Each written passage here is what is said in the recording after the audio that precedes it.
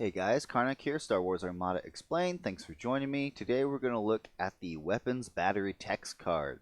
So Weapons Battery Text is a lot of things I say about Rebuilding the Rim. It's a great card. It's a great card coming out. Uh, let's. It's not in the Vassal yet, so I have this face down card to kind of just let you guys know what upgrade slot it equips to. So this card equips to the weapons team if you look at the bottom left-hand corner of the card, so it can only be taken on ships with the weapons team upgrade slot. Opposite of that is point cost, which is 5 points. Great card for 5 points. It reads, Weapons Battery Text, while attacking a ship, you may change one die face with a accuracy icon to a face with a critical icon.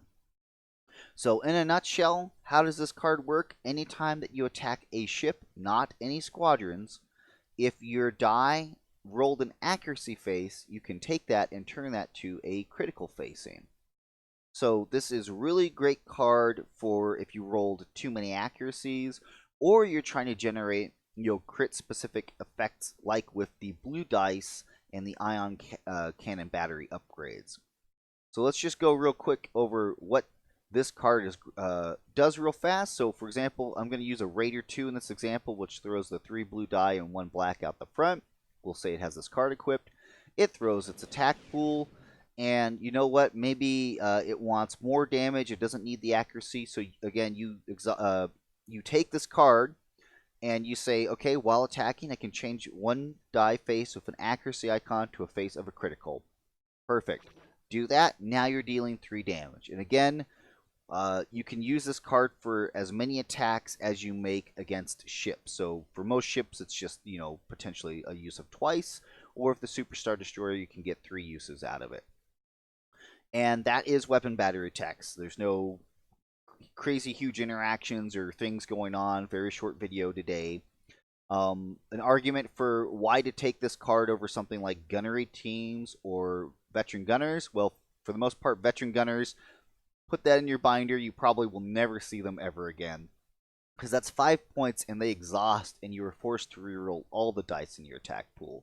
This card is great pretty much just with blue dice, because remember, the blue die has 4 hits and then 2 accuracies and 2 criticals. Again, if you're trying to generate blue die critical effects, essentially you're getting 50-50 chance now with each blue die, compared to something like veteran gunners, which is still, you have to reroll all your die, and then sometimes you just roll all accuracies and then you get no effect. It's great on the Raider 2 for the Imperials. An argument can be made for some specific builds for the large ships or the SSD. SSD, I still would recommend taking gunnery teams on most large ships, depending on what their role is and what they're trying to do. Gunnery teams are still going to take that slot. So this card does not work with black dice. Black dice do not have any accuracy icons on them, so it would never work with black dice. Red dice, it's much harder to trigger on because there's only 1 accuracy icon on red die. But you still could use it in combination of something like H9s or quad turbo laser cannons if you're trying to get like an additional die out to then turn to a critical facing. I mean, there definitely can still be uses for them with red die.